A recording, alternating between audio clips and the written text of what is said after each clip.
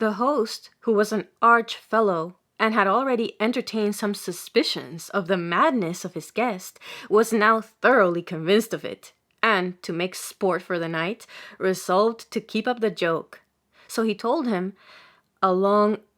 rhodomontade about himself, having been a knight-errant in his young days, adding that there was no chapel in his castle in which to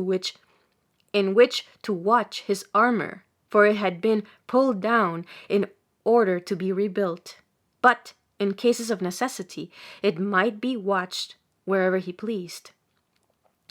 and that he might do it that night in a court of the castle. The next day he should be dubbed a knight so effectually that no one in the world could be more so. He asked him also whether he had any money about him. Don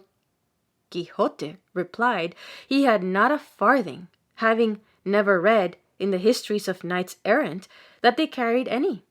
To this the host replied that he was under a mistake, and advised him never to travel without money, clean shirts, and some other useful matters. This was taken in good part, and order being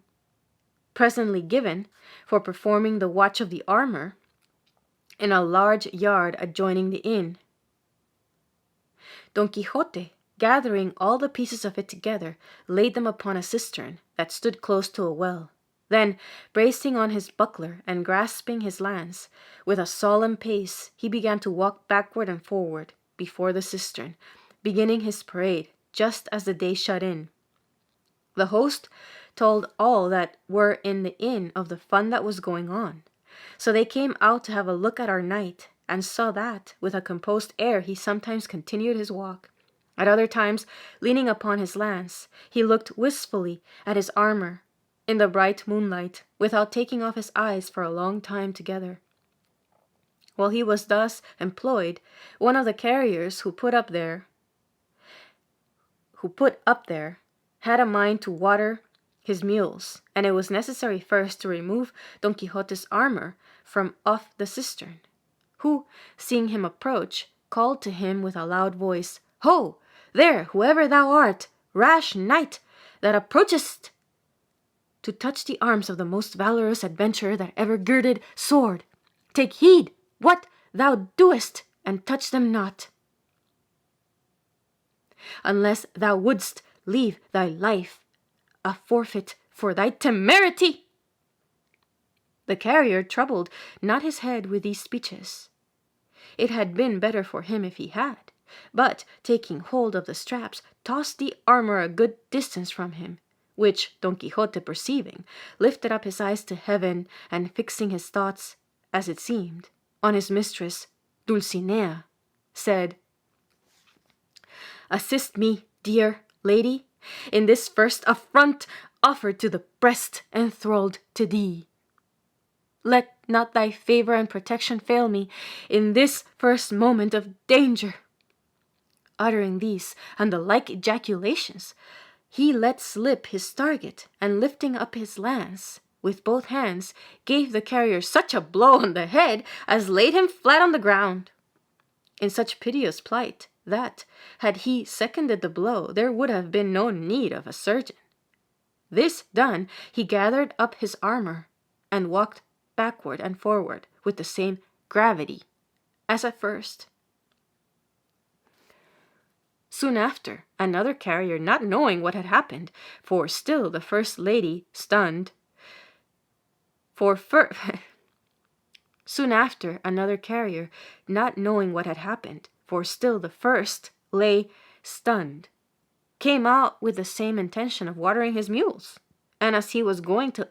clear the cistern by removing the armor, Don Quixote, without speaking a word or imploring anybody's protection, again let slip his target, and lifting up his lance, broke the second carrier's head in 3 or 4 places.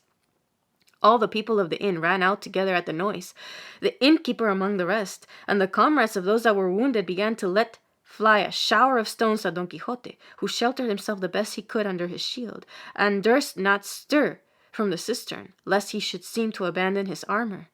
The host cried out to them to let him alone, for he had already told them he was mad, and that he would be acquitted as a madman though he should kill them all. Don Quixote also cried out louder, calling them cowards and traitors, and the lord of the castle a poltroon and a base-born knight, for suffering knights errant to be treated in that manner, and that, if he had received the order of knighthood, he would make him smart for his treachery. But for you, rascally and base scoundrels, said he, I do not value you a straw. Draw near, come on, and do your worst. You shall quickly see the reward you are like to receive of your folly and insolence. This he uttered with so much vehemence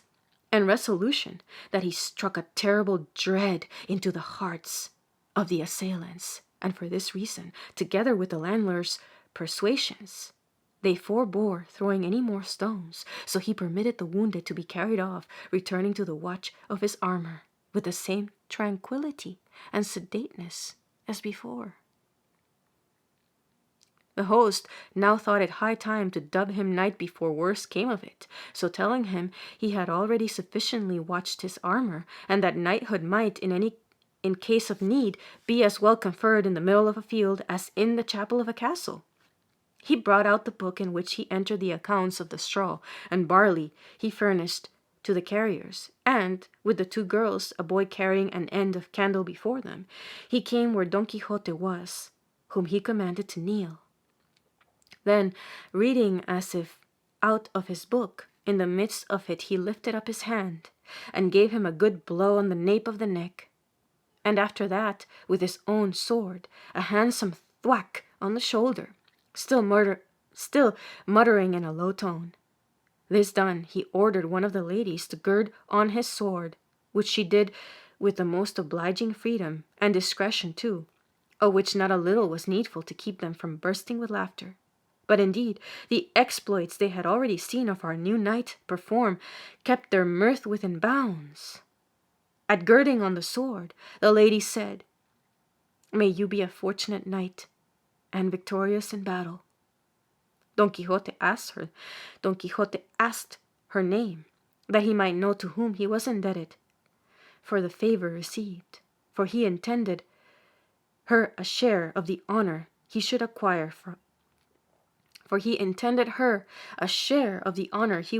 he should acquire by the valor of his arm,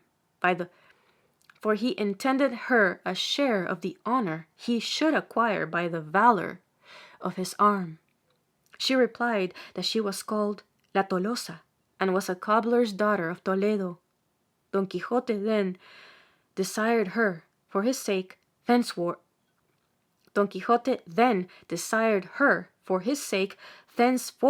to add to her name the Donna, and to call herself Donna Tolosa, which she promised to do. The other buckled on his spurs, and was also entreated to make a lady of herself, by adding the Donna to her surname of Molenaria. This done, the knight immediately mounted Rocinante, and, with 1,000 thanks to the host for the favor he had conferred upon him, set forth in search of adventures.